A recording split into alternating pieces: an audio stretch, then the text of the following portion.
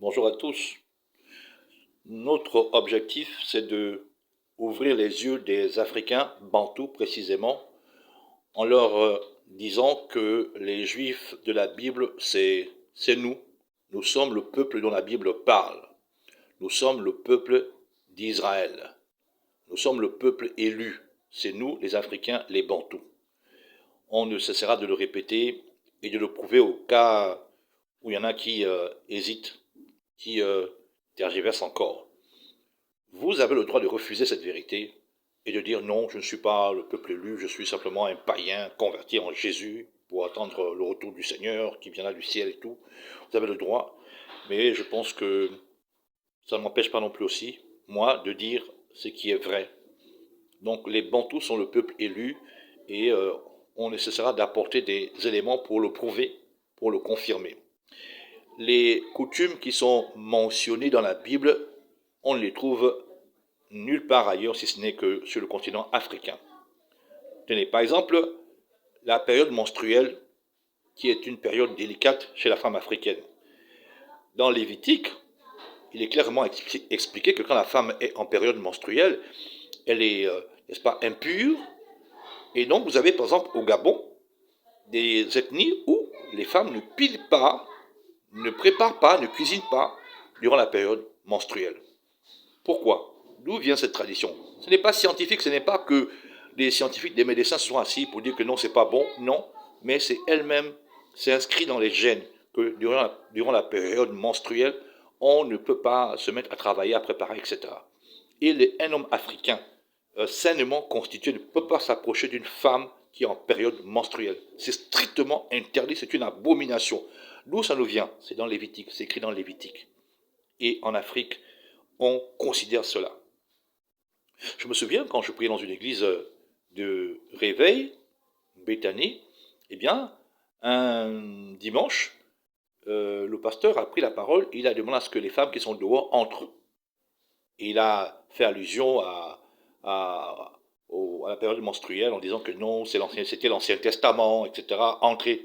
Donc je me suis rendu compte qu'il y avait des femmes qui venaient, et qui décidaient de rester hors du temple, hors de l'église, parce qu'elles étaient en période menstruelle.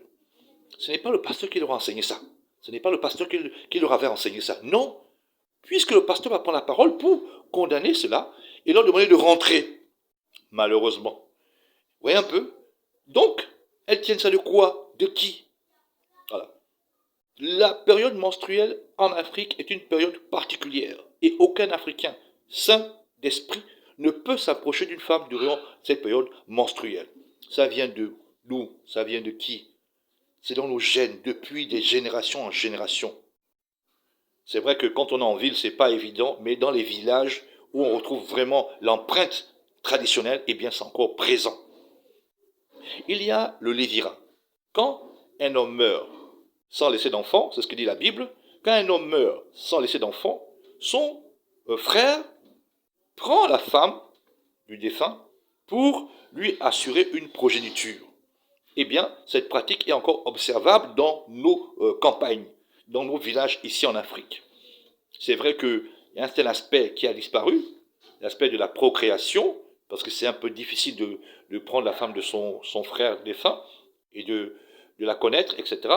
Mais à l'époque, dans la Bible, c'était demandé, il fallait absolument que le nom de celui qui est parti puisse demeurer, puisse rester. Et donc, c'est vérifiable en Afrique. Surtout, par exemple, au centre du continent, chez l'ethnie Fan, le peuple Fan, pas l'ethnie, le peuple Fan. Très souvent, cette pratique est vérifiable dans plusieurs peuples d'Afrique centrale chez les Bantous. Le lévira, ça s'appelle dans la Bible le lévira. Le fait qu'on prend la femme de son frère défunt pour pouvoir, n'est-ce pas, en prendre soin, actuellement, c'est la situation actuelle, en prendre soin. C'est vérifiable ici en Afrique centrale, c'est dans la Bible.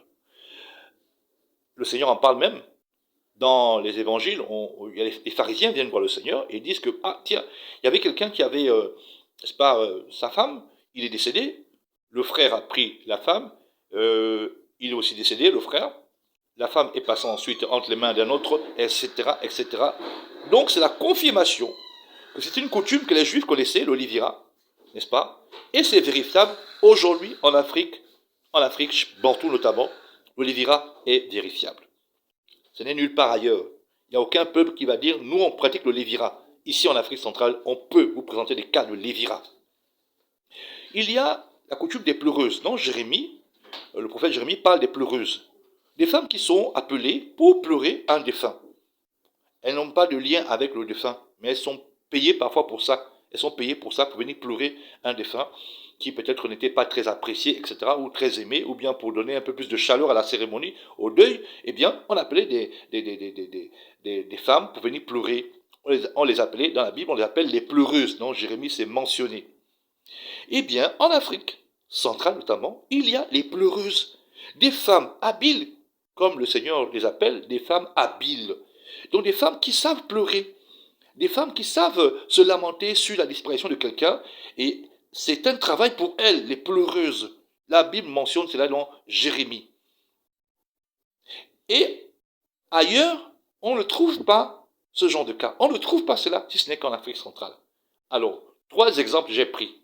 Le lévira. Prendre la femme de son frère, après la mort de ce dernier, et s'en occuper. C'est dans la Bible, c'est chez les Bantous. Les pleureuses.